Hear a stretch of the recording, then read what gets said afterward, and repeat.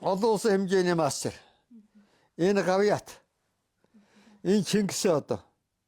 Энэ Алтан гац бол одоо яхаа хийж одоо хүн болгон зүйдэгч хаваасаа. Чингис одоо бол энэ манай улсад 4 хүн өгсөн нэг нь бий байгаа. Энэ ч нь тим амархан ч одоо эдишин билээ бас. 2019 онд Польшийн Торнато хотод дэлхийн аврагт ороод тэгээд 400 метрт дэлхийн эрх амжилтыг өөрийнхөө насны ирэмбэр хийсэн. Тэгээд тэнд тэр Японы Танака гэдэг нөхрийг ялаж тэгээд рекорд амжилтыг нэвдэж тэгээд энэ ингэж нэрд гарсан хөлтэй ирнэ. No i tak jak w podręczniku teraz, ale zobacz, reprezentant Mongolii nie puszcza, nie daje się, on będzie mistrzem świata, ale to jest niespodzianka sportowa, 20 sekund gorszy rekord życiowy od Japończyka i on wygrywa dzisiaj tutaj, no więc gratulacje. Ile ducha sportowego, zobacz Łukasz, trzeba mieć, co? Niesamowite. 85 i tutaj panowie, czy killerzy dwaj, no po prostu. I też jeszcze wielki. Дараагийн тэмцээн 8 сарын 13-наас 27-ны хүртэл Швед улсад очоод дэлхийн авраг энэ тэмцээнд дараа. За энэ тэмцээнд би энэ нөхцөлтэйг үзэлцэнэ. Натаа өрсөлдөд Танака бол одоо ярихгүй. Тэр маань одоо бас болцсон байлээ. Тэрний наан одоо сайн гүйдэг усад бэлтгэл хийгээд ирэхийг байхгүй шүү дээ. Шагналаа тавсан байна шүү дээ. 1 2 3 гэсэн тавсан. Тэрний нэг номерын тавсан дараагаараа төрийн дуулаад төрийн талбай хэсгэж хатлаа одоо их санин байсан тэгээд яа аргагүй өөрөө хамар сархаад нүдэн нөлөөс бол тэстэй тэргөө хүн хэлэлтгүй хамар сахраад ирсэн нөлөөс бөмбөрөд орж ирдэг юм л. Монгол улсаас авсан гавьяа шагналууд одоо энэ байна. Энэ олон улсын хэмжээний мастер. Энэ Гавьяат. Энэ Чингис одоо. Энэ Алтан гац бол одоо яхаа хийж одоо хүн болгон зүйдэгч хаваасаа. Чингис одоо бол энэ манай улсад 4 хүн өгсөн нэг нь бий байгаа. Энэ ч нь тим амархан ч одоо эдишин билээ бас. Тэгээ намайг энэ дэлхийн авраг хийгээл энэ дээр мандат хэрэгсээ зэрэглэгээд Чингис одоо өгсөн да. За энэ хойтолд байгаа энэ дөрвөлжин савтай медалууд бол дандаа гадаад орноос авсан медалууд байгаа. Тэр дээдлэлд нэг ганц мөнгөн медаль байгаа. Тэрийг түүх дурсгалтай мөнгөн медаль.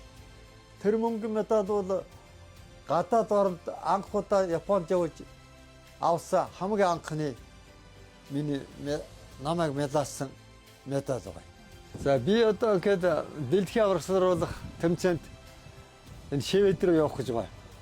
Одоо тэрнээс наад би бүтэн биеийн онцлогоонд нуура төвдөр очиж шинжилгээнд орноо.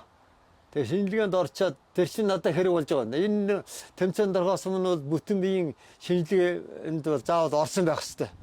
Тэгээ тэр нэг үүрэг зорилго одоо биелэгдэж байгаа юм.